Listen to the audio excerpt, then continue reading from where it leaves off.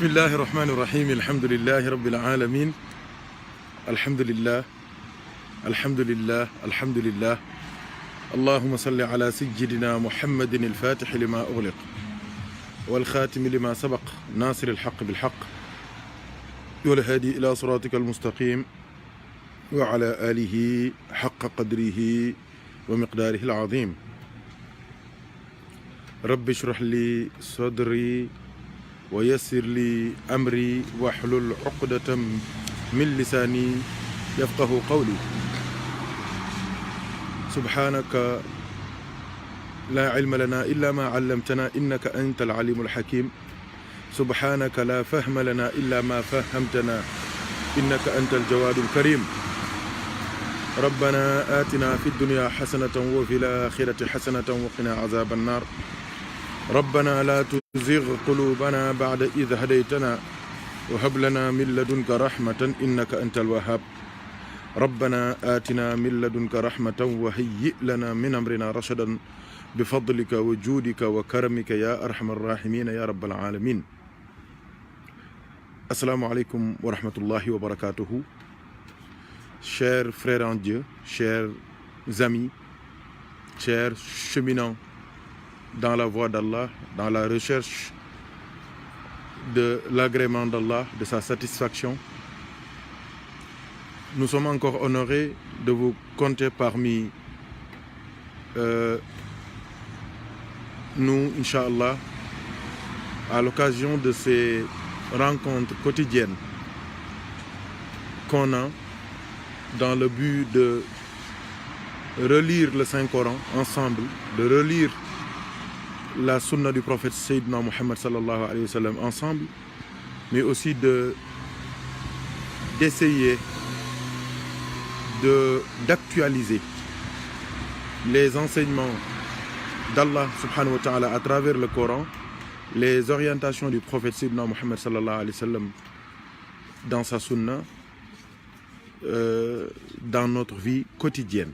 Car comme je le dis souvent, le prophète sallallahu alayhi wa sallam, il n'est pas le prophète seulement du 6e siècle. Il n'est pas aussi le prophète que des Arabes. Il est le prophète de toutes les générations, de toutes les civilisations, de toutes les cultures, de tous les pays. Il est le prophète de l'univers, il est le prophète de l'existence. C'est pour cela qu'on l'appelle Sayyidul Wujudi wa Alamush Shuhudi. Donc il est le maître, il est le centre, il est la médiane de l'existence, sallallahu alayhi wa sallam, mais aussi il est le drapeau de la contemplation divine, sallallahu alayhi wa sallam.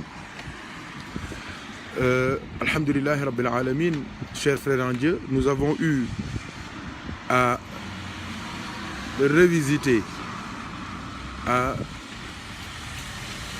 revoir, à réétudier cette grande institution islamique, mais cette grande institution prophétique qu'est le mariage. Car parmi les sunnah, les sunan de tous les prophètes qui ont précédé le prophète Muhammad sallallahu alayhi wa sallam, il y a le mariage, qui est un acte prophétique. Et alhamdulillah, c'est à partir du mariage qu'on parle de la Ummah du prophète Muhammad sallallahu alayhi wa sallam, car la Ummah du prophète sallallahu alayhi wa sallam ne s'agrandit qu'à travers l'union sacrée, scellée devant Allah et au nom d'Allah et par les hommes d'Allah et par les musulmans croyants en Allah subhanahu wa ta'ala. Alhamdulillahi Rabbil Alamin. Chers frères en Dieu, ça fait une semaine qu'on a essayé de revoir, de réétudier cette institution qu'est le mariage. Alhamdulillah, nous avons redéfini le mariage, bien que nous n'allons pas être très longs là-dessus, car il y a de cela quelques mois, nous avons eu à animer une conférence avec une association qui se nomme SDF, Sénégalais de France. Nous les avons connus par l'entremise d'un frère qui s'appelle Baye Saleh Ngom, Masha'Allah. Et nous avons fait animer une conférence. Le thème était le mariage dans l'islam. Et alhamdulillah, durant cette conférence, on a eu à développer une introduction par rapport au terme même du mariage vu dans l'islam et les critères de choix par rapport à l'homme et à la femme. Alhamdulillah Rabbil Alamin. Donc on peut même dire que ces causeries qu'on est en train de faire sont en réalité la suite logique de la conférence qu'on a déjà animée durant le mois de Ramadan de l'année passée. Alhamdulillah Rabbil Alamin. Donc toutes les définitions relatives au mariage peuvent, Inch'Allah, être retrouvées dans cette vidéo. Si Mohamed Dia ou bien Ndiogu ou bien Haj Omar Doukara, si un parmi eux est en ligne, il peut mettre le lien pour les frères qui souhaitent réécouter cette causerie, cette conférence relative à la définition du mariage et des termes de référence par rapport au choix et aux critères par rapport à l'homme et à la femme dans l'islam. Alhamdulillah Rabbil Alamin, chers frères en Dieu, après cette définition du mariage qu'on peut résumer ainsi, c'est-à-dire le mariage c'est une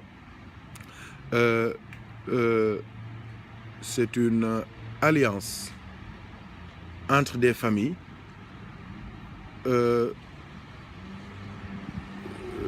alliance aussi liant deux personnes, deux croyants, alhamdulillah,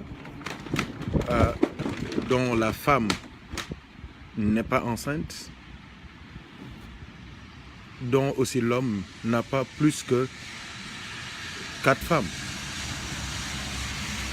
Et il y a d'autres règles aussi qu'on doit respecter par rapport à cela. Et cela doit être scellé au nom d'Allah subhanahu wa ta'ala devant les croyants.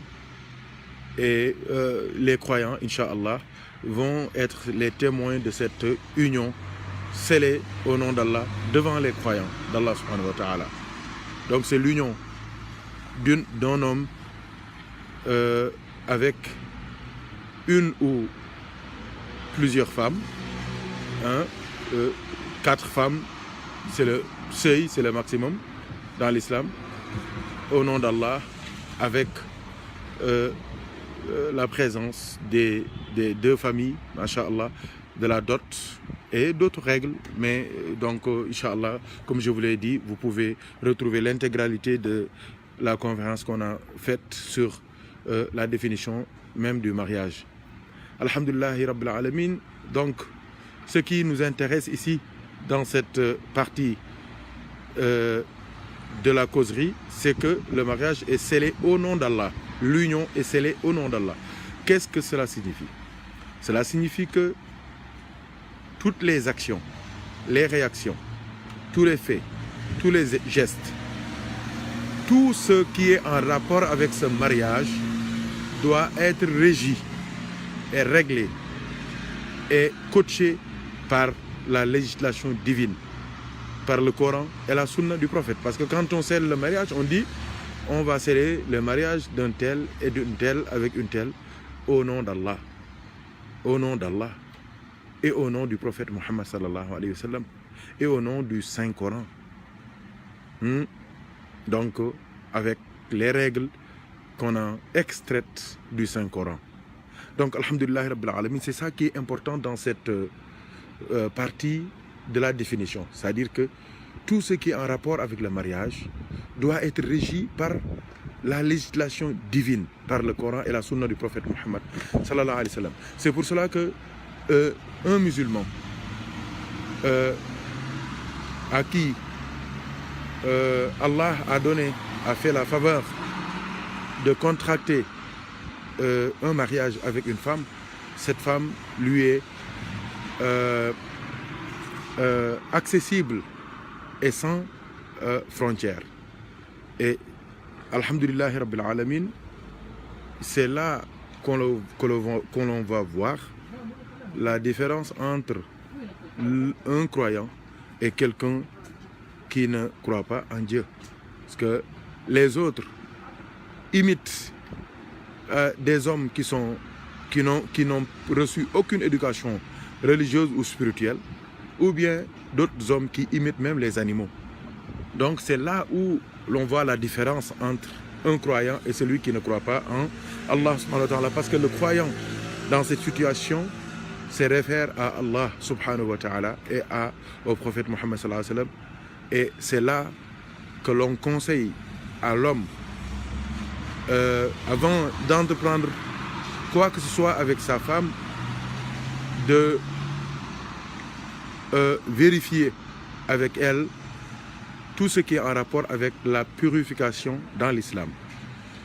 C'est pour cela qu'il est conseillé, avant d'entreprendre quoi que ce soit avec sa femme, dans le domaine des relations sexuelles, je veux dire, de lui poser des questions par rapport à la purification, par rapport aux ablutions,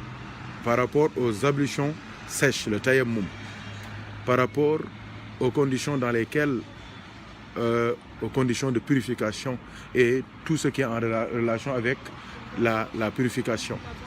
Après cela, il est conseillé que l'homme et la femme fassent les grandes ablutions, ce qu'on appelle le ghusl janaba, donc les grandes ablutions. Après cela, qu'ils fassent ensemble 2 rak'at, et après cela, que l'homme pose sa main sur la tête de sa femme, réciter la Fatiha, qu'il récite la Fatiha, et la prière, une prière sur le prophète sallallahu alayhi wa sallam, et qu'il demande à Allah subhanahu wa ta'ala de bénir sa femme, de bénir l'union, de leur donner une progéniture pure et bénie, masha'Allah, mais aussi que Allah les protège contre tout ce qui est mauvais, qu'ils connaissent et qu'ils ignorent. C'est ça le premier acte. Le deuxième acte, après la purification, pour l'homme, la femme aussi doit faire la même chose, qu'elle pose sa main sur la tête de son mari, récite la Fatiha, prie sur le prophète sallallahu alayhi wa sallam et demande à Allah subhanahu wa ta'ala de bénir son union avec cet homme-là et qu'il demande tout ce qu'elle demande tout ce qu'elle souhaite dans cette relation pour que Allah exauce cela. Et après cela, masha'Allah, que ce couple aussi discute de points très importants que beaucoup de musulmans sont en train maintenant de négliger, soit par paresse, soit par méconnaissance, et même il y en a beaucoup qui sont induits en erreur par certains qui se réclament connaisseurs, savants, oustas, imams de l'islam. Ces points sont très importants à souligner pour que le musulman, les musulmanes ne tombent pas dans ces pièges du shaitan. Ces points sont essentiellement ceux que je vais nommer. Le premier point, c'est que entre le mari et les femmes, parmi les points sur lesquels ils doivent discuter, c'est que l'homme n'a pas le droit d'avoir des rapports sexuels avec sa femme quand celle-ci a ses règles, a ses menstrues. C'est la même chose pour les lochis, le sang qui coule après l'accouchement. Durant ces périodes-là, les rapports sexuels sont interdits. Ça, il faut le rappeler. Et beaucoup de gens tombent dans le piège du shaitan dans ce point précis. il faut aussi préciser que concernant les lochis, le maximum c'est 60 jours. Concernant les règles, les menstrues, le maximum c'est 15 jours. Au-delà de ces dates, au-delà de ces limites, au-delà de ces nombres, je veux dire, il ne s'agit plus de menstrues ou de lochis, mais il s'agit de maladies. Là, la femme doit aller voir un médecin pour essayer de régler sa situation avec son mari. S'il le veut et s'il le peut, Inch'Allah Ta'ala. Et là, dans cette situation, la femme peut faire tout ce que l'islam lui avait interdit, comme prière, comme relation avec son mari, tout ce qui lui est interdit maintenant lui est autorisé. Ça, il faut rappeler cela.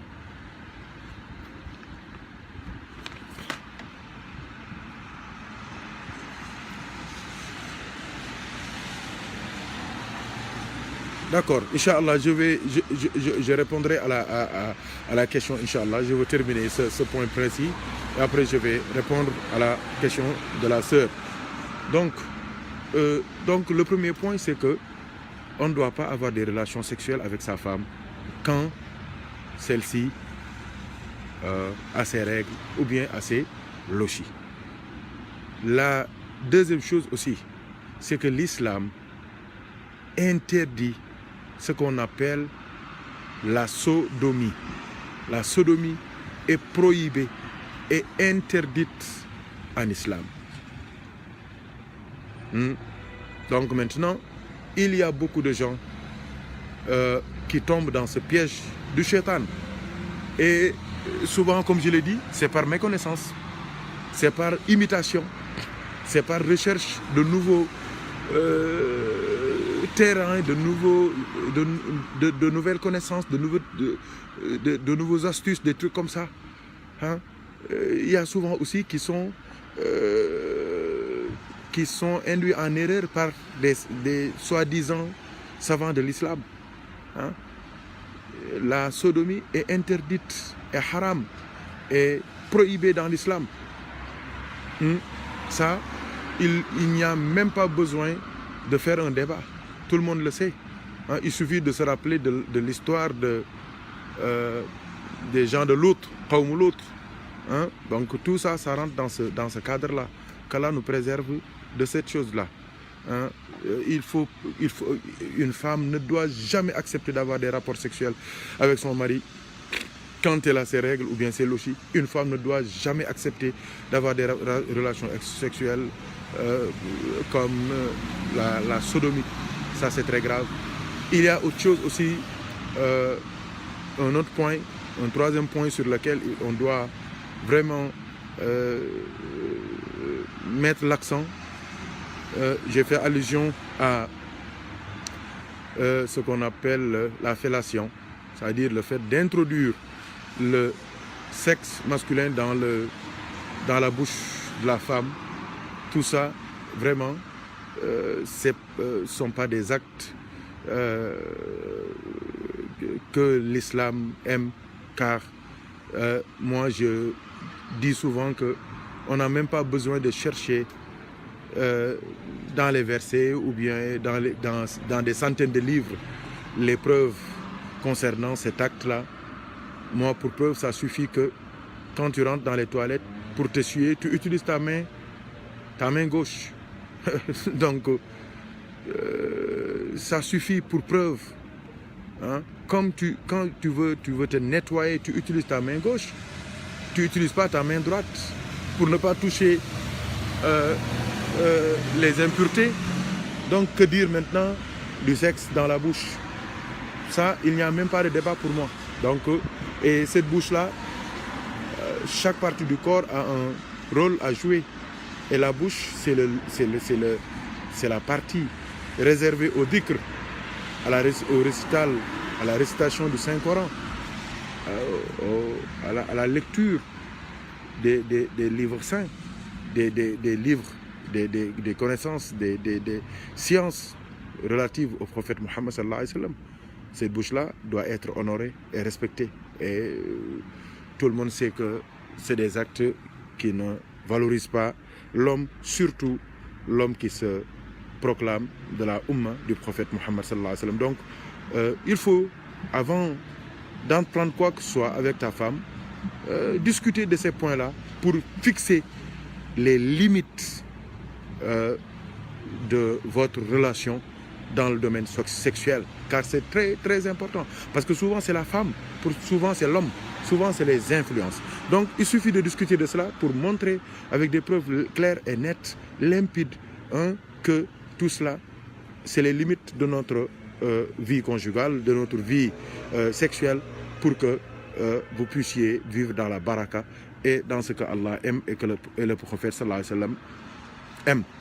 Donc, alhamdulillahi rabbil alamin, ça c'est des points essentiels, très importants, qu'on ne devait pas sauter, qu'on ne devait pas omettre dans notre discussion, dans notre causerie, dans notre introduction par rapport au mariage et les limites fixées par Allah et son prophète Muhammad sallallahu alayhi wa sallam.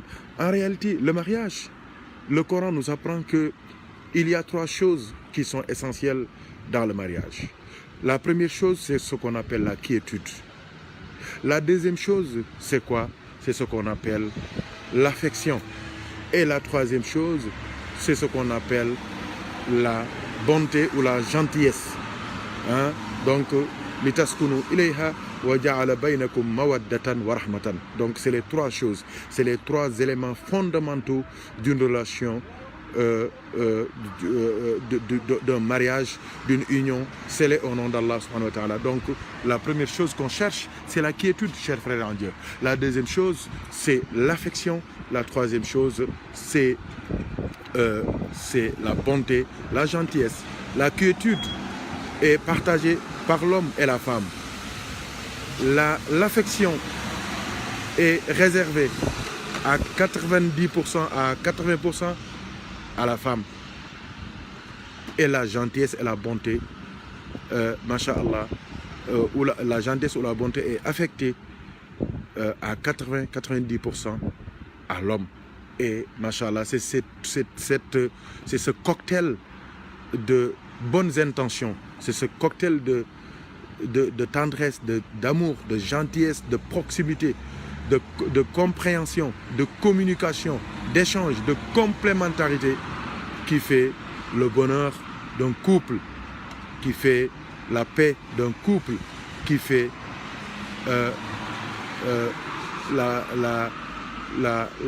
ce qu'on appelle l'extrême paix intérieure, ce qu'on appelle en français l'ataraxie, cette paix à l'intérieur que l'on ressent, même quand on quitte le bureau, quand on pense à sa femme, alhamdulillah, on est pressé de rentrer. Quand on quitte le bureau aussi, la femme aussi est pressée de retrouver son mari, parce que c'est ça, il y a les 3 éléments fondamentaux dans le Coran que l'on retrouve dans le couple, que sont la quiétude, la paix, la quiétude, l'affection et la gentillesse. Qu'Allah nous donne la force de pouvoir vivre ces choses-là comme le Coran nous l'a appris, mais comme le prophète sallallahu alayhi wa sallam nous l'a appris. Alhamdulillahi rabbil alamin. Et c'est là qu'on a ouvert cette réflexion sur des enseignements d'une importance et d'une richesse incommensurable d'un grand wali qu'on appelle Al-Hadi Mohammed Ndieguene radiyallahu anhu. Toute la région de Thiès et même du Sénégal, beaucoup d'habitants du Sénégal demandaient à sceller leur mariage devant lui, à la recherche de sa bénédiction, de sa baraka, mais aussi à la recherche de ses orientations. Parce que Hadi Mohammed radiyallahu anhu, en scellant un mariage, une union devant Allah subhanahu wa ta'ala, il respectait toutes les règles. Mais aussi, il faisait ce qu'on appelle al-istimbat. Il faisait une extraction du Coran, de certains versets. Il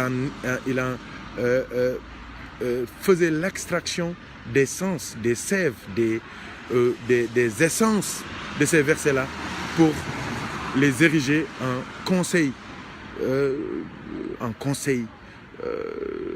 d'une gentillesse et d'une hauteur inégalable.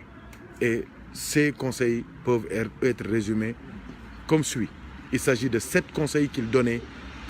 Et moi, j'ai dit que c'est les 7 clés d'un mariage réussi. La première clé, c'est quoi? Hajj Mohammed disait que la première chose à savoir pour les 2 mariés, c'est que le mariage, il y a peut-être un enfant qui va naître. Il y a le plaisir dedans. Il y a ceci, il y a cela, il y a les maisons, il y a ceci, il y a cela. Mais il dit qu'il faut savoir que le mariage, c'est une institution prophétique. Le mariage, c'est une institution prophétique. Le mariage aussi, c'est une institution islamique. Tous les prophètes nous l'ont appris. C'est une institution islamique. C'est un acte d'adoration d'Allah subhanahu wa ta'ala, à l'instar de la prière, du jeûne du mois de Ramadan, du hajj, du pèlerinage à la Mecque, de la zakat, de l'aumône légale. Le mariage, c'est un acte d'adoration d'Allah subhanahu wa ta'ala. Parce que on scelle l'union de 2 musulmans au nom d'Allah subhanahu wa ta'ala. Du moment qu'on a scellé cette relation, cette union au nom d'Allah, ça devient sacré, ça devient un acte d'adoration. Donc beaucoup de gens tombent dans le piège du shaitan qui leur fait croire que le mariage, c'est une occasion pour duper, pour escroquer, pour profiter, hein, pour s'enrichir, pour ceci ou pour cela. Dieu seul sait ce qui est dans les cœurs. Ils se trompent lourdement. Le mariage, chers frères en Dieu, c'est comme la prière. C'est pour cela que je l'ai dit au début de mon propos, que tout ce qui est dans le mariage doit être régi par le Coran et la sunna du prophète Mohammed sallallahu alayhi wa sallam. Et maintenant, tous les problèmes qu'on voit, c'est que les gens mettent de côté le Coran et la sunna du prophète Mohammed sallallahu alayhi wa sallam. Ils scellent le mariage au nom d'Allah et la vie maintenant conjugale, ils veulent la vivre comme les blancs, comme les athées, comme les mécréants, comme ceux qui n'ont aucune considération pour Allah subhanahu wa ta'ala et qui ne connaissent même pas le prophète Mohammed sallallahu alayhi wa sallam. Ils imitent les séries, les stars de télévision, ils imitent les téléfilms, ils imitent ceux qui sont dans les téléfilms, ils imitent d'autres personnes qui imitent soit les animaux ou bien qui imitent des gens qui n'ont aucune foi et qui ne croient en aucune loi. Donc, la première chose pour un mariage réussi, il faut que le couple sache que le mariage, c'est une institution islamique. Donc, c'est des actes d'adoration. Tout ce que tu fais est en rapport avec Allah subhanahu wa ta'ala. Si tu fais quelque chose de bien, Allah te rétribue, il te récompense. Mais si tu fais quelque chose de mal aussi, Allah te sanctionne. Qu'Allah nous aide et nous assiste, Inch'Allah ta'ala. Le deuxième point, qui est la deuxième clé de la réussite d'un mariage, selon les enseignements de Al-Hajj Mohammed Degen, il s'agit de faire des efforts dans le domaine de la purification et des actes cultuels. C'est-à-dire que il faut privilégier, il faut instaurer la purification dans le mariage. Il faut instaurer l'adoration d'Allah dans le mariage, la prière dans le mariage. La purification rend propre les mariés, mais aussi rend propre la relation conjugale. La prière aussi, c'est la même chose. C'est un lien, c'est sorte de corde qui nous lie à Allah subhanahu wa ta'ala. Parce que dans la prière, on dit Iyyaka na'budu wa iyyaka nasta'in. Mais je vous jure, chers frères en Dieu, que aussi la prière, c'est un ciment très fort qui consolide la relation entre l'homme et sa femme, entre l'homme et ses femmes. Qu'Allah nous aide et nous assiste. La troisième chose, c'est que Al-Hajj Mohamed a dit ne jamais manquer de respect à ses beaux-parents et à sa belle famille en général. Et ça, c'est très, très, très important. Parce que aussi, la femme, ta femme ne vient pas de la rue. Elle vient d'une maison. Elle a été éduquée. Elle a été nourrie. Elle a été protégée jusqu'à ce que tu la vois, que tu l'aimes, que tu viennes demander sa main. Donc, ne coupe pas les liens entre ta femme et sa famille. Parce que ses parents, en réalité, sont tes parents. Parce qu'ils ont éduqué pour toi, ta femme. Ils lui ont enseigné des valeurs. Ils lui ont inculqué des valeurs. Donc, ces personnes-là, qui ont tout fait pour que tu aies une femme que tu aimes, que tu chéris, pour qui tu es prêt à faire beaucoup de sacrifices, il faut respecter ces personnes-là qui t'ont aidé à avoir ce bijou, ce diamant, cette chance qui est incarnée par ta femme. Qu'Allah nous aide et nous assiste. Le quatrième point, la quatrième clé, c'est qu'Al-Hajj Mohamed dit qu'il faut privilégier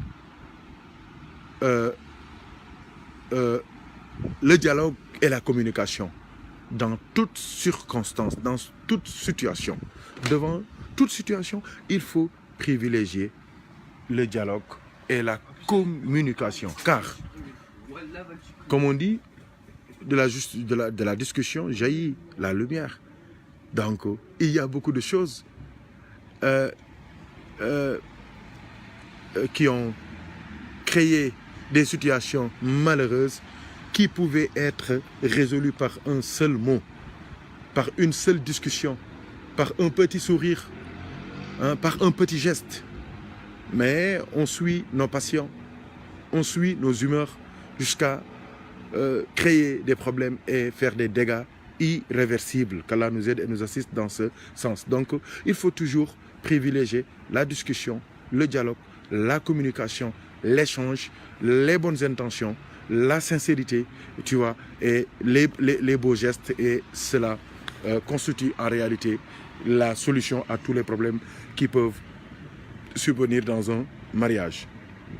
La cinquième clé pour un mariage réussi, selon Al-Hajj Mohamed Ndiéguène, radiallahu anhu, c'est que ta femme, comme je l'ai dit tantôt, elle vient d'une famille. Donc si ta femme te demande l'autorisation d'aller voir sa famille pour un événement, un mariage, un décès, ou bien quelque chose qui se passe chez elle, mais laisse-la aller voir sa famille. Si tu peux lui donner quelque chose, donne-lui pour l'aider dans son déplacement. Si tu ne peux pas, laisse-la se débrouiller. Et il disait aussi, ne jamais l'autoriser à partir, et à son retour, et tu commences à créer des problèmes parce que tu n'étais pas d'accord, parce que la femme vient d'une maison, donc il y a des liens qu'on ne doit pas couper par rapport à cette belle famille-là. Et souvent, je dis aux frères que il ne faut jamais couper les liens avec sa belle famille. Il ne faut jamais essayer d'éloigner sa femme de ses beaux-parents, parce que, comme je dis souvent, quand il y a la paix, quand il y a le bonheur, ta femme est là. Mais si, par exemple, il y a un divorce, ta femme ne va pas chez les parents de l'homme. Jamais. On n'a jamais vu ça. Elle retourne chez elle. Elle retourne chez elle. Elle retourne chez son papa, sa maman, chez son oncle, chez son frère. Donc, il ne faut pas couper les relations avec ces personnes-là qui, quand il y a des problèmes, la femme retourne chez elle. Donc il faut penser à toutes ces situations-là, c'est important. Le cinquième, la sixième clé, le sixième point, la sixième clé, Al-Hajj Mohamed disait que il ne faut jamais frapper sa femme, il ne faut jamais brutaliser, il ne faut jamais taper sa femme, jamais, jamais lever sa main sur sa femme, car il ne veut pas qu'on fasse partie de ces hommes qui ne sont forts qu'en battant les femmes. Il ne faut jamais insulter sa femme. Il ne faut jamais, jamais déshonorer sa femme. Ou bien l'accuser. Il y a des hommes, quand ils sont énervés, c'est fini. Ils t'accusent de tous les noms d'oiseaux. Et pourtant, rien n'est vrai. Même eux, ils savent que ce n'est pas vrai. Et ils vont regretter ça après. Hajj Mohamed dit qu'il ne faut jamais faire ça. Car la femme peut endurer, peut être patiente par rapport à la faim, par rapport à des manques, à des manquements.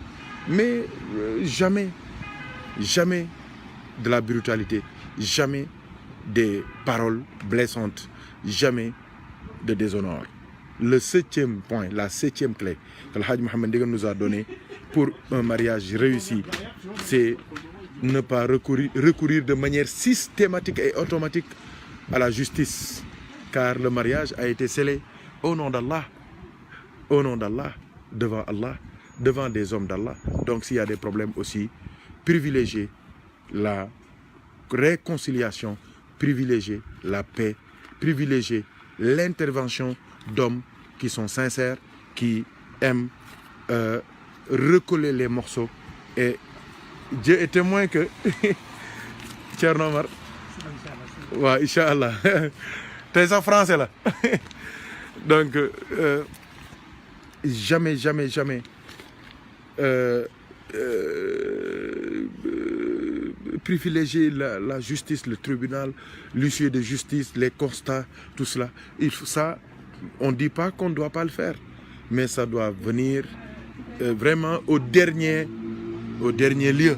Hein. C'est-à-dire que quand on n'a plus les moyens, c'est peut-être là qu'on peut comprendre cela, mais privilégier les bonnes volontés, les bonnes personnes, les gens intelligentes qui pensent vraiment à recoller les morceaux, c'est très important. Et Alhamdulillah Rabbil Alamin, c'est cette dernière clé qui va nous ouvrir maintenant la troisième partie de notre causerie d'aujourd'hui sur ce qu'on appelle les relations à distance. Parce que on peut se marier avec une femme et habiter dans des pays différents. On peut se marier avec une femme et habiter dans des régions différentes. Peut-être c'est les papiers qui bloquent, ou bien c'est le travail, ou bien c'est les moyens. Et il y a beaucoup de choses qui peuvent être des facteurs bloquants. Alhamdulillah Rabbil Alamin, c'est pour cela qu'on a jugé nécessaire d'étudier aussi le cas des relations à distance. Et dans ce domaine précis, on a voulu insister sur un point très important qui est la crainte d'Allah subhanahu wa ta'ala. C'est-à-dire que l'homme et la femme doivent craindre Allah subhanahu wa ta'ala, doivent savoir que tu sois en France, que tu sois aux États-Unis, que tu sois au Sénégal, que tu sois à la Mecque, où que tu peux être, où tu puisses être, Allah subhanahu wa ta'ala te contrôle, mon frère, ma soeur. Allah contrôle tout. Donc tout ce que tu fais, même si ton mari ne le voit pas, même si ta femme ne le voit pas, Allah subhanahu wa ta'ala voit cela.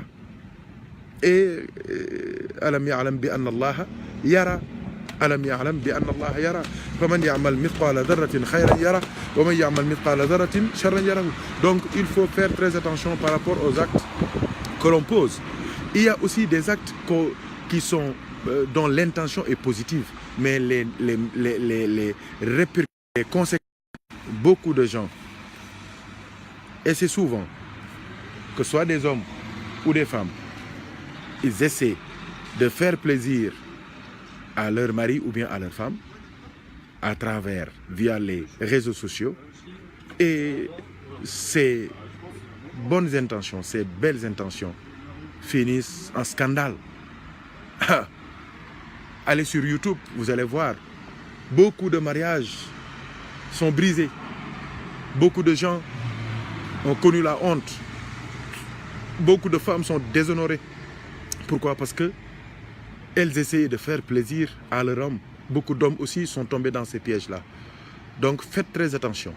Car le fait de s'exhiber, le fait de se dénuder pour faire plaisir à son homme, de se faire filmer, ces vidéos-là peuvent tomber dans les mains d'un homme mal intentionné.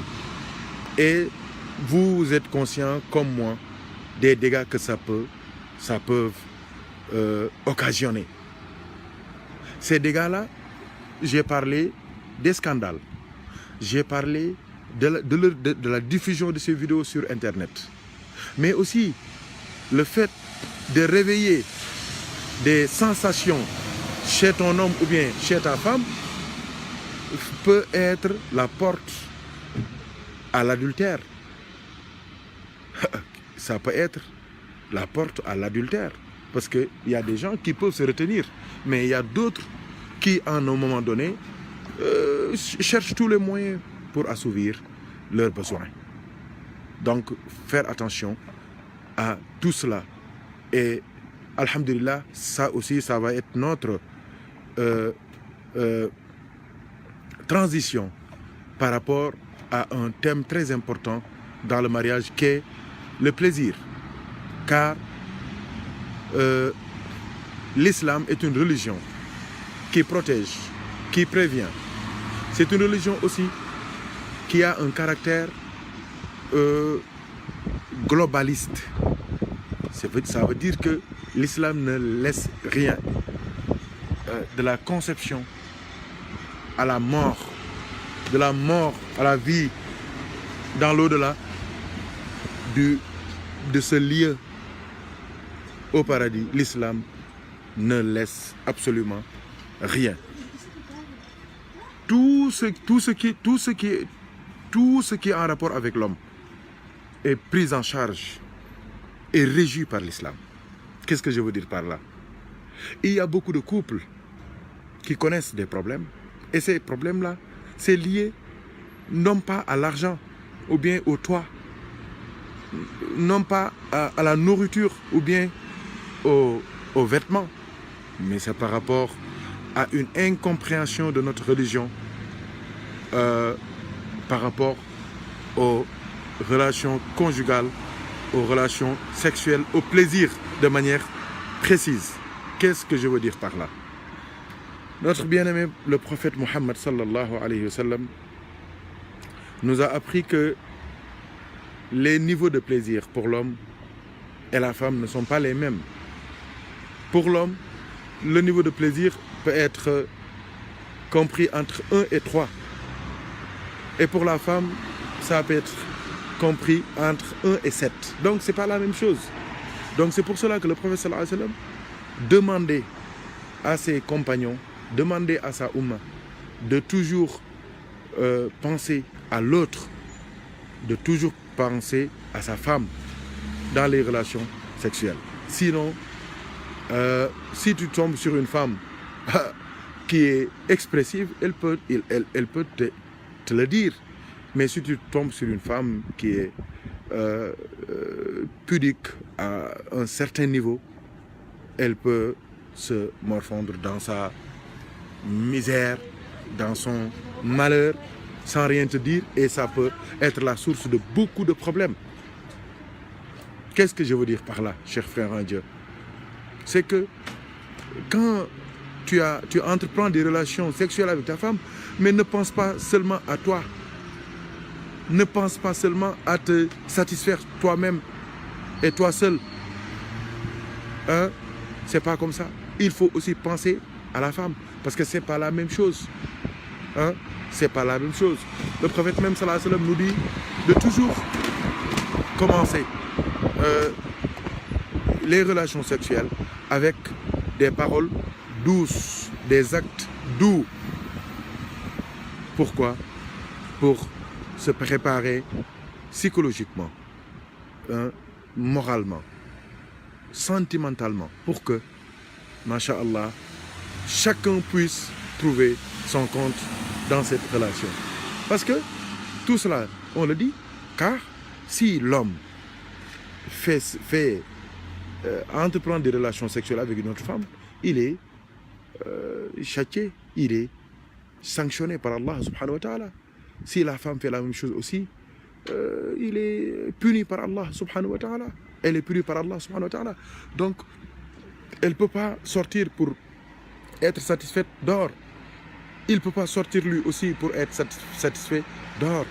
Donc, vous devez vous satisfaire mutuellement et cela passe par la compréhension, par la patience, par l'esprit de partage, l'esprit de partage, le fait de penser à l'autre, ne pas seulement dire je cherche mon plaisir, je cherche ce que je veux, l'autre je m'en fous. Ça c'est très grave et ça peut créer beaucoup de problèmes dans le couple. Tu peux voir des couples qui se chamaillent, qui se crient, qui se crient dessus, qui s'insultent. Or la vraie source du problème c'est qu'il n'y a pas de satisfaction parce que il y a un qui pense qu'à lui-même et ça c'est très très grave et ça souvent c'est le problème des hommes. Donc pensez à l'autre, pensez à la personne avec qui vous partagez votre vie pour que chacun puisse trouver son compte dans cette relation. Donc je crois que je me suis fait bien comprendre dans ce point précis du plaisir dans le couple. Donc pensez à l'autre, hein, être patient. Donc il y a des moments où il faut penser à l'autre. Donc quand tu penses à l'autre, masha'Allah, ça fait du bien à tout le monde. Et c'est ça que le prophète sallallahu alayhi wa sallam nous a appris dans les relations sexuelles, dans le mariage, dans l'islam.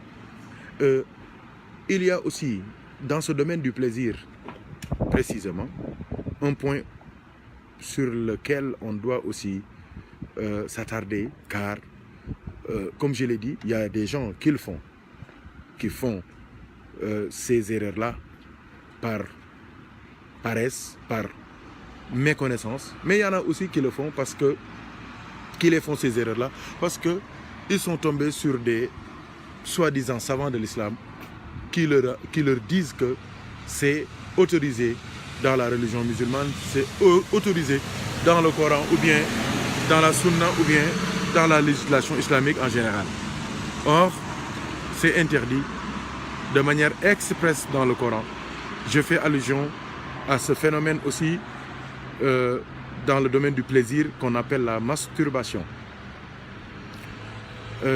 Beaucoup de gens pensent que ce n'est pas interdit dans l'islam. Beaucoup de gens écoutent des soi-disant savants qui essaient de rendre licite ces actes-là avec des explications vraiment qui sont très très très faibles.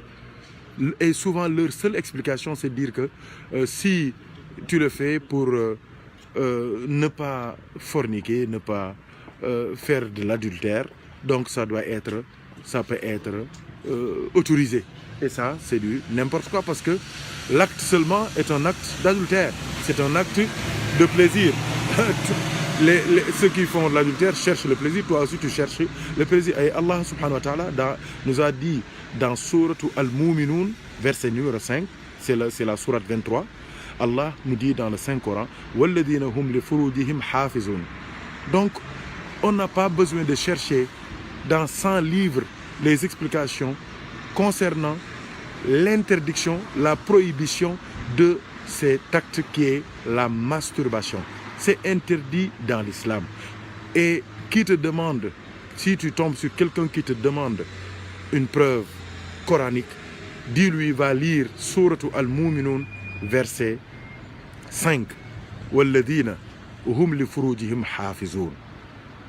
Allah a dit que entreront au paradis, recevront ma satisfaction les croyants. Donc ils sont sauvés, les croyants. Et Allah nous décrit, nous donne une description très claire des croyants. Parmi les descriptions des croyants, Allah il a dit ceux qui sont concentrés dans leur prière. Donc ceux qui sont vraiment déférents dans leur prière, qui prient avec modestie, avec simplicité, avec une soumission du cœur total à Allah subhanahu wa ta'ala. وَالَّذِينَ hum anil lagwi mu'ridun, ceux qui se détournent des futilités, que ce soit des paroles ou bien des actes. Il y a des gens, chaque fois qu'ils voient ou bien qu'ils entendent des futilités, ils s'en détournent. Ils ne s'intéressent qu'à ce qui est important, aux choses utiles, aux choses qui sont utiles pour les hommes ou bien pour le monde. Donc, c'est la deuxième catégorie. La troisième catégorie d'hommes qu'Allah a nommé dans le Saint-Coran, qui sont sauvés le jour du jugement dernier, ceux qui s'acquittent de manière convenable et parfaite de la zakat. Et la quatrième catégorie, la quatrième catégorie de croyants que Allah a nommé dans Suratul Mu'minun, walladhina hum li furujihim hafizun, ceux qui gardent leur sexe. Donc, celui qui se masturbe, mais ne garde pas son sexe. Il ne garde pas son sexe. Il se joue de lui-même. Et même en Wolof, j'ai dit que le terme en Wolof suffit pour savoir que la masturbation est haram. Parce qu'en Wolof, on dit « foe sa bop ». Donc, se jouer soi-même, de soi-même, je veux dire.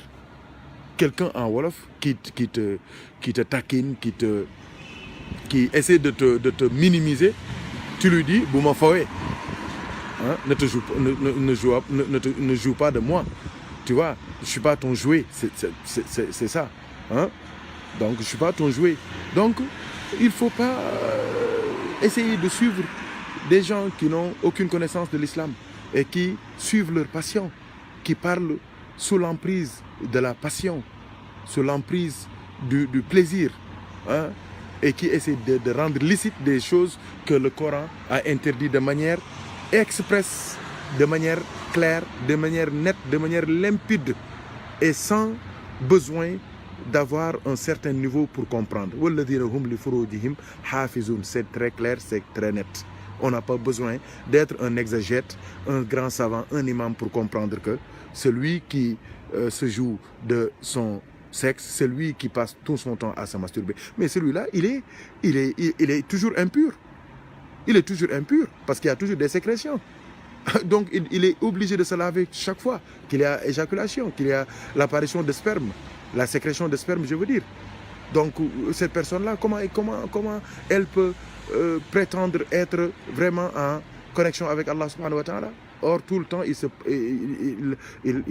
est en train de jouer, et le jeu est interdit dans l'islam. Le jeu est interdit dans l'islam, chers frères en Dieu. Et en plus de cela, quand on a demandé au prophète Mohammed sallallahu alayhi wa sallam, qu'est-ce que le péché? Le péché, le prophète l'a décrit ainsi. Il a dit, c'est quelque chose que quand tu le fais, tu n'es pas tranquille, premièrement. Deuxièmement, tu ne veux pas que les gens te trouvent en train de faire ça. Demandez à tous les oustas, à tous les savants, à tous ceux qui font cet acte-là, qu'est la masturbation, demandez-leur s'ils veulent être trouvés en train de le faire. Personne ne répondra par l'affirmative. Personne. Ils ne veulent pas être surpris, ils ne veulent pas être trouvés en train de faire ça. Donc, le prophète sallallahu alayhi wa sallam a raison. Le péché, c'est ce que tu veux. Quand tu le fais, tu n'es pas à l'aise. Et tu ne veux pas que les gens te trouvent. Il y a des choses, quand tu le fais, tu te caches dans les toilettes, tu fermes la porte de ta chambre, tu te caches, tu attends la nuit jusqu'à ce que tout le monde dorme pour que tu le fasses. Tu te déplaces dans un autre lieu. Tout cela montre que c'est interdit. Et c'est interdit par l'islam. Donc qu'Allah nous aide et nous assiste par la baraka du prophète Mohammed sallallahu alayhi wa sallam. Donc faisons attention à ces phénomènes qui peuvent avoir des conséquences négatives dans le domaine social, dans le domaine de la santé, parce que les scientifiques ont même montré qu'à un moment donné, si le virus de la main atteint vraiment le sexe de celui qui se masturbe, à un moment donné, aucune femme, aucun homme ne pourra vraiment lui faire plaisir et cette personne-là qui fait ça va sombrer dans le piège de cette recherche effrénée du plaisir avec sa main, et ça peut créer des problèmes très très très graves. Qu'Allah nous aide et nous assiste par la baraka du prophète Mohammed sallallahu alayhi wa sallam. Et comme on l'a dit, on a étudié le terme du mariage, hein. On a vu les enseignements de l'Hajj Mohammed Ndieguene, sept enseignements, mais on a aussi vu les relations à distance, les scandales, l'adultère.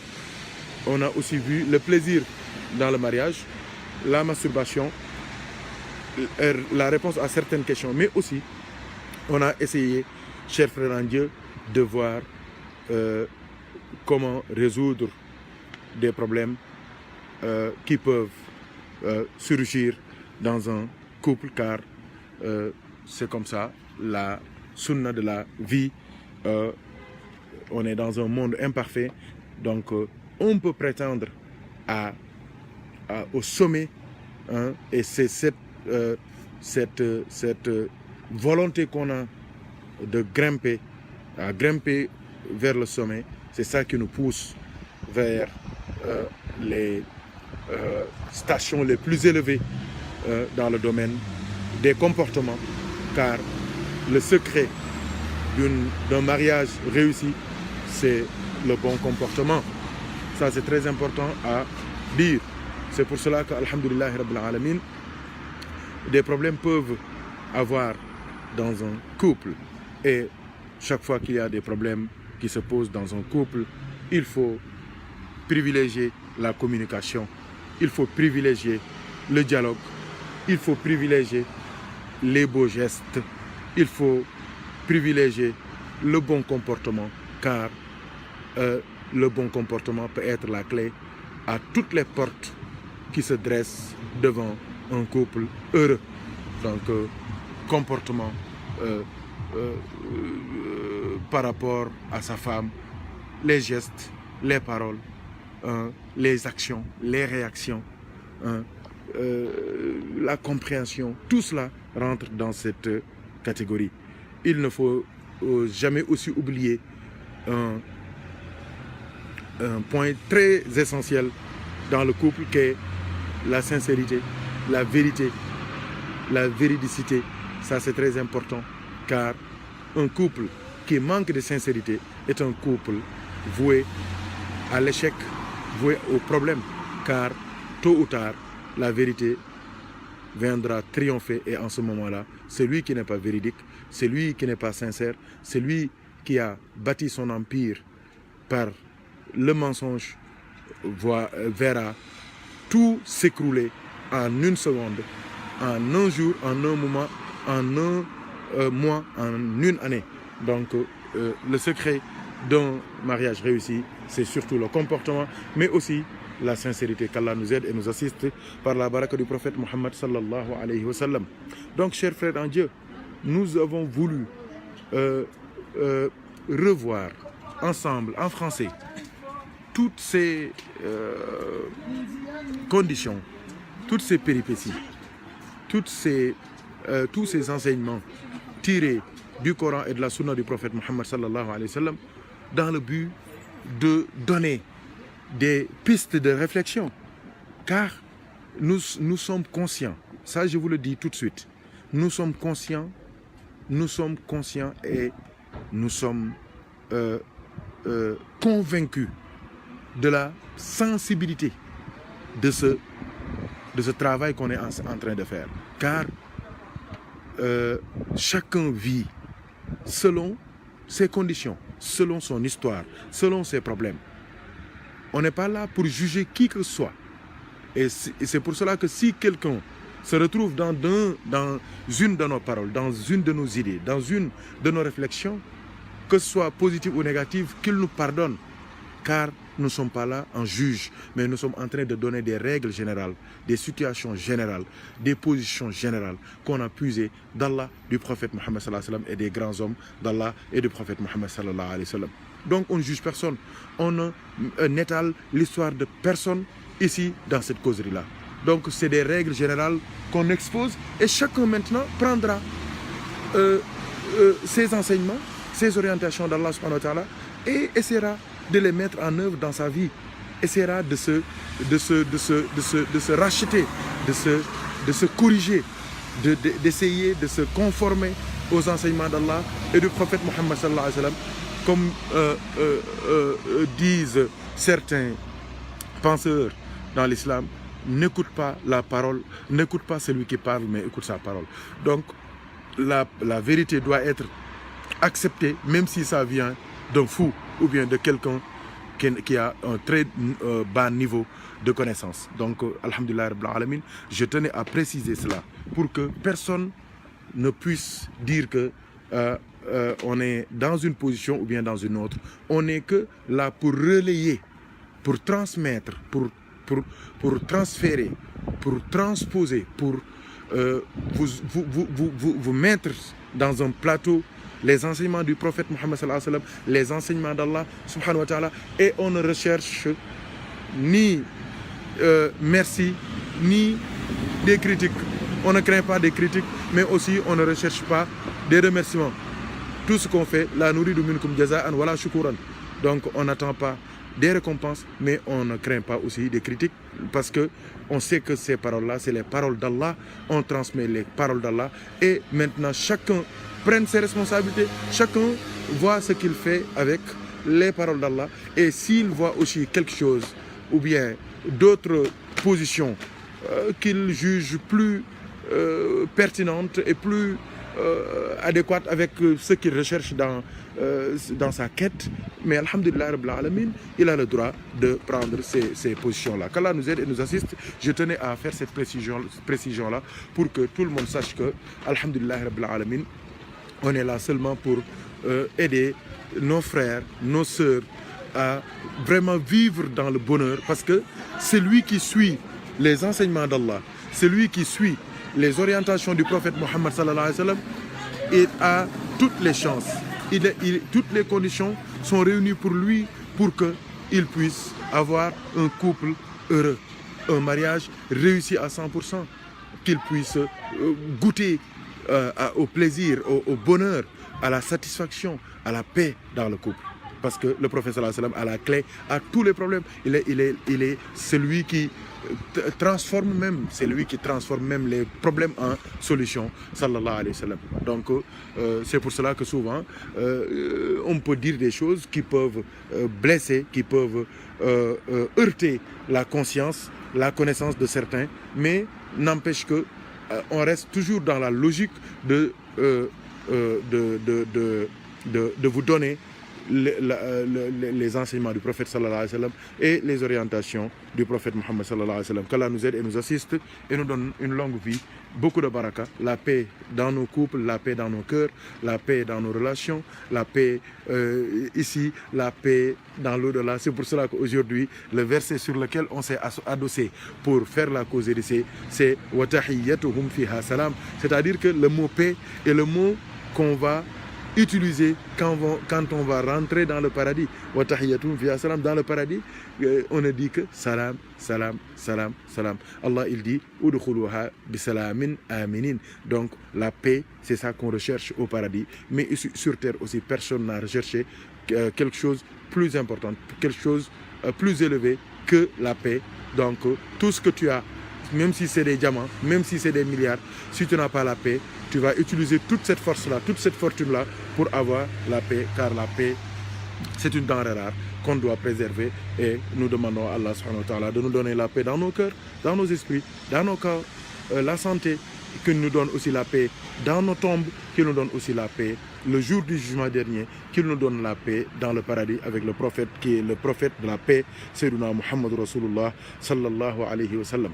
Donc c'est là qu'on va, Inch'Allah, s'arrêter par rapport aux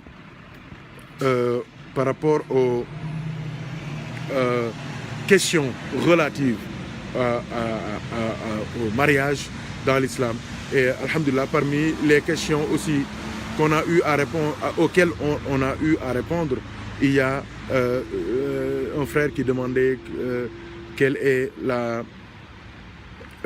position de l'islam par rapport à une femme qui se refuse à son mari, qui fait tout pour ne pas avoir des relations sexuelles avec son mari. Donc ça, c'est des actes qui sont interdits dans l'islam. Le prophète sallallahu alayhi wa sallam nous a dit dans un hadith authentique qu'une femme qui fait ça, il aura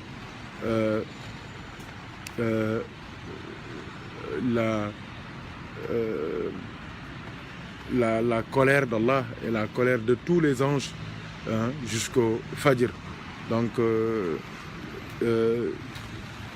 il ne faut jamais rentrer dans cette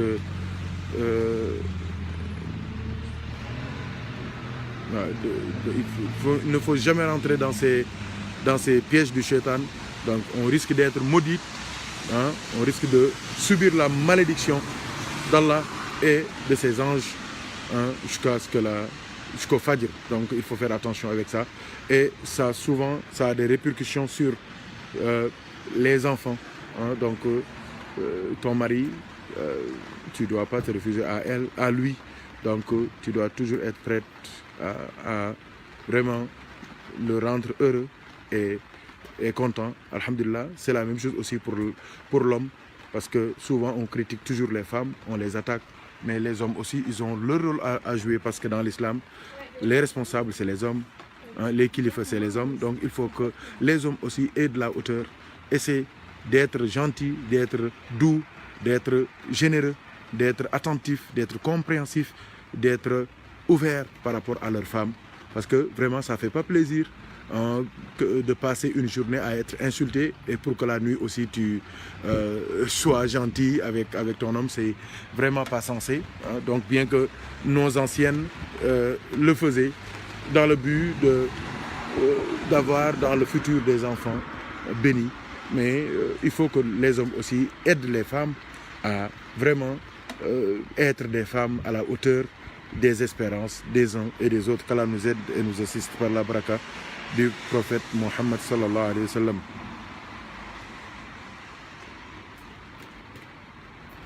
Ah oui, oui. Donc, Sokhna Darofal demandait si une femme a des problèmes avec son mari, et à 2 reprises, son mari lui dit Maïna la Sabat, et la troisième fois, il prend le Coran et jure comme si l'islam, comment l'islam voit ce mariage c'est terminé ou bien. Donc ça, c'est pas les paroles de Serigne Mor. On en a discuté l'autre jour. Allah, il dit dans le Coran, dans Surat al-Baqarah, At-talaqu marratan, at-talaqu marratan, fa imsakum bima'rufin aw tasrihun bi ihsanin. Donc le divorce, c'est 2 fois dans l'islam. Donc s'il y a un 3e divorce, c'est fini. Il faut le ba'd al-zawaj. Donc il faut que la femme ait un autre mari et que le mariage soit consommé, même si c'est un jour, pour que la femme puisse, après ce mariage-là, être reprise par son premier mari. Donc c'est pour cela que je l'ai dit l'autre jour, il ne faut pas jouer avec le mariage. Il ne faut pas jouer avec le terme fasenala. Il ne faut pas jouer avec le terme balnala, maïna la sabat. Il ne faut pas jouer avec ces termes-là. Le mariage est sacré. J'ai dit que du moment qu'on l'a scellé dans la mosquée, au nom d'Allah, devant l'imam qui est le représentant, la personne morale dans l'islam, qui est devant les musulmans, qui sont la Ummah du prophète Mohammed sallallahu alayhi wa sallam, qui est le prophète de l'islam. Mais c'est fini, ça devient une institution, ça devient sacré. Donc il ne faut pas s'aventurer à toujours dire Fasena la Maïna la Sabat. C'est des paroles vraiment auxquelles il faut faire très attention. Il faut faire très attention à ces paroles-là. Parce que ça, c'est le respect que l'islam a pour la femme. C'est pour cela qu'on dit à l'homme, il faut faire attention. Il ne faut pas t'habituer à dire Maïna la Sabat, Fasena la. Parce qu'à un moment donné, c'est fini. Et pour retrouver ta femme, il y a des conditions. Et parmi ces conditions, il faut que la femme ait un autre mariage consommé pour que tu puisses la retrouver. Et Dieu seul sait, elle peut tomber sur un homme qui est tout à fait contraire à toi-même. Et là, tu es le grand perdant. Tu es le grand perdant. Et s'il y a des enfants aussi, hein, ils vont être des perdants. Et ça c'est souvent la source à beaucoup de désordres, de problèmes, de calamités, de manque d'éducation, de manque d'affection paternelle ou maternelle. Seul Dieu sait tous les problèmes que ça peut, que cette situation peut engendrer. Donc faisons attention à ces choses-là, à ne pas toujours dire Fasenala, Maïnal Sabat. Il faut faire attention à ces choses-là parce qu'on s'est marié pour le meilleur et le meilleur. Donc,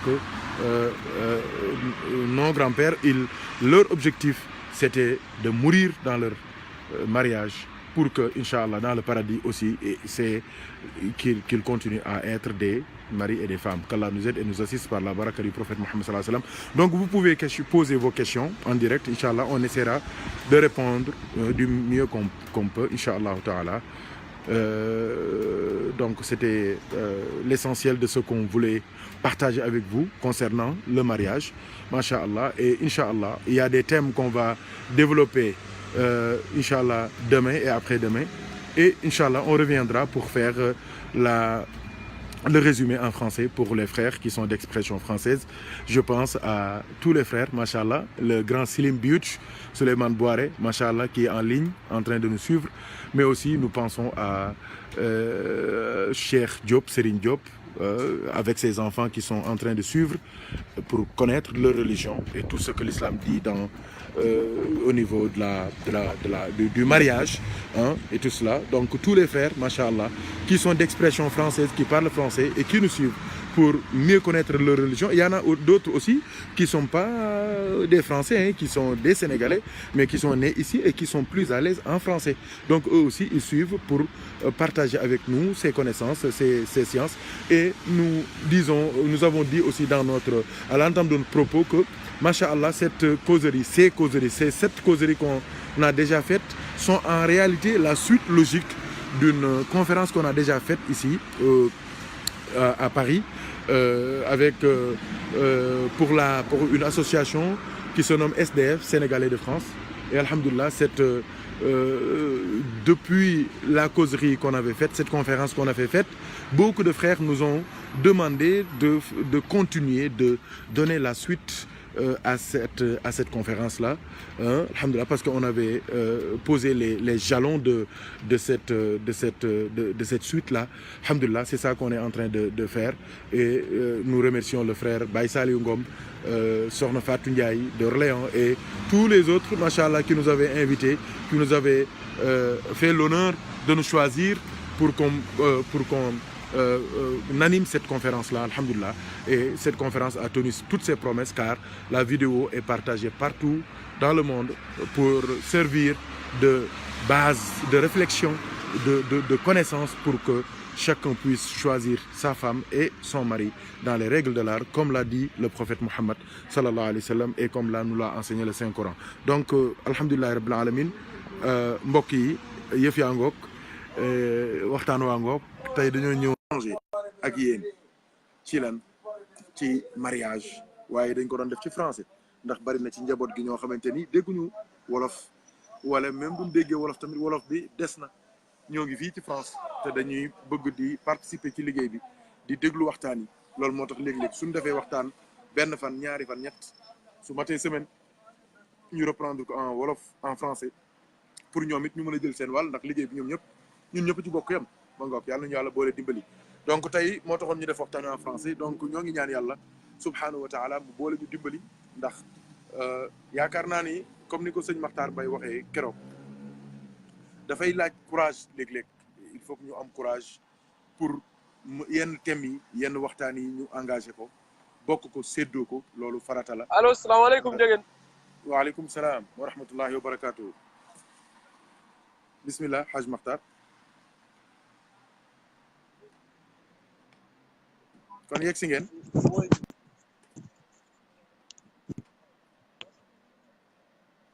Haj Makhtar.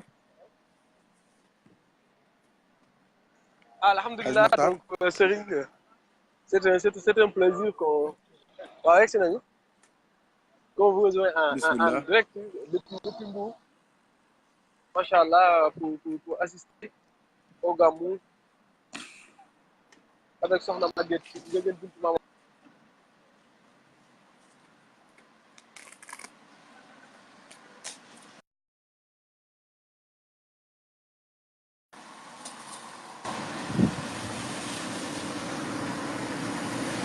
waaw alhamdulilah dafa mel ni kon Makhtar mii doon woote moo doon ubbi buntu boobu bërki démb mu ne il faut que ñu am courage yenn thèmes yi ñu waxtaane ko parce que suñ ko waxtaanewul tamit mais nan la ñuy mujjee suñu njaboot gi mais internet la ñuy laaj li ñuy wax Cheikh Google mais internet la ñuy laaj ñu wax leen ay musiba xam nga wala ñuy déglu ay borom xam-xam yoo xamante ni tur wi rek lañ yor te ñooñu dañuy am audience dañuy am ay kaddu ñuy wax ñu bàyyi xale yi ñu leen di dugal ci ay musiba yu kenn mënta dégg il faut que ñu am courage yu yenn thèmes yi ñu toog waxtaane ko vraiment étudier ko de manière scientifique religieuse ci xam-xam bu sell bu tegu ci njàngale yàlla njàngale yonent yàlla Muhammad njàngale mag ñu baax ñi mu nekk lu leer nañ ñu jël ko teg ko ci sunuy loxoy njaboot ngir ku ci bëgg a takkati jabar nga déglu waxtaan yi nga xamante ni da lay dimbali ba doo def lu xaraam doo def lu yàlla bëggul doo sëy ak sa soxna fekk moo ngi gis ay réglam doo sëy ak sa soxna fekk moo ngi gis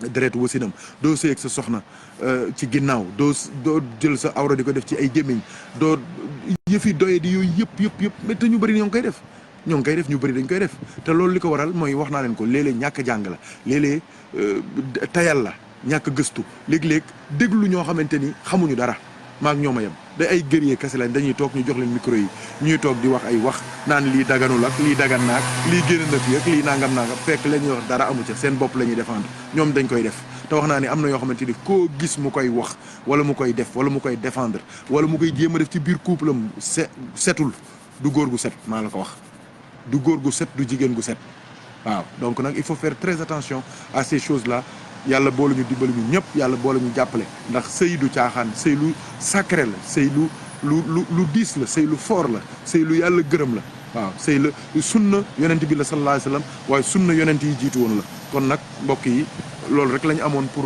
partager ko ak yéen di leen wax ne leen xale yi ak njaboot gi yëpp ak mbokk yi ak kilifa yi ak sëriñ si ñoom ñëpp ñoo nga buur tey jii ca kër soxna Maguette Ndiéguène bu alxaaji Mouhamad Ndiéguène radiallahu anhu ndeysaan ànd ak borom këram alxaaji Taala Gueye ànd ak sunu mag Cheikh Ahmed Sall Ndiéguène ànd ak waa Mbuur yëpp xadara tijaniya ba fa nekk ànd ak julit ya nekk foofu yëpp ànd ak waa kër maam alhaaji yëpp ci teewaayu imam alhaaji Ahmad Baro Ndiéguène ngir gàmmu ga nga xamante ni chaque année ñu def ko fa ñoo ngi ñaan yàlla mu may ñëpp jàmm may leen xéewal mottali leen seen gàmmu incha allah ñoo ngi leen di xamal tamit ne leen lépp dinañ ko def en direct ngir nit ñi mën cee barkeelu mën cee bokk ñu bokk xewloo ko bokk bégee ko jaay Seydina Muhammadin sallallahu alayhi wa sallam kon Haj Makhtar xam naa ni réseau bi moo desee neex ñoo ngi lay ziar di ziar ña nga nekkal yëpp ànd ak ñoom ci oto yi ngir dem ca gàmmu ga di ziar tamit ñi ñu doon suivre ñëpp di góor di jigéen di mag di ndaw di ay kilifa di ay borom xam-xam di ay sëriñ di ay gëstukat di ay tabarakallahu ñu dëkk ci réew mi ci France gi ñu dëkk ci bitim réew ñëpp te xam-xam rek ñor leen gëstu rek ñor leen ñoom ñëpp ñu ngi leen di ziyaara di leen ñaanal jàmm ak xéewal ak sutura ak teraanga ak yokk ak yëkkatiku ak defaru ci zahir ak ci baatin bi jaayi Seydina Muhammadin sallallahu alayhi wa sallam di ñaan yàlla subhanahu wa taala mu mottali yéene yëpp dàqal ñu li ñu ragal yëpp yombalal ñu li ñuy sàkku bi jaayi Seydina lépp loo xamante ni yaakaar nañ ko baax yaakaar nañ ko ci rasulullahi sallallahu alayhi wa sallam ci tëbb ak may ak leer yàlla nañu yàlla dajale ak loolu fii ci àdduna ak ca àllaaxira ëllëg suñu dajeek moom bi jaay seydina muhammadin sallallahu alayhi wa sallam ñoo ngi bàyyi xel di ñaanal ñëpp waaleykum salaam wa rahmatullahi wa barakaatu ñoo ngi ñaanal ñëpp góor ñi ak jigéen ñi mag ñi ak ndaw ñi képp ku nekk foo nekk ci ay xat-xat nekk ci ay jaaxle nekk ci ay tiis te moo fenn fooy daw yàlla mi nga xamante ni mooy dégg ñëpp di gis ñëpp di yombal lu ko neex yàlla na yàlla yombal yàlla na yàlla leeral yàlla na yàlla noyal yàlla na yàlla baaxal yàlla na yàlla seddal yàlla na yàlla jottali ñu yal na yàlla tibbal ñu yal na yàlla may ñu yal na yàlla jox ñu yàlla mi nga xamante ni dara tëwu ko fenn tëwu ko lenn tëwu ko moo bind mindee fi yor lépp yal na yàlla defar sunu zahir defar sunu baatin defar sunu guddi defar sunu bëccëg jox ñu sunu càkkuteef dàqal ñu lépp lu ñuy ragal jaay Seydina Muhammad. alhamdulilah est-ce que boo ci mërgul alhamdulilah sëriñ bi. teg na ko fii rek foyer ne نيشان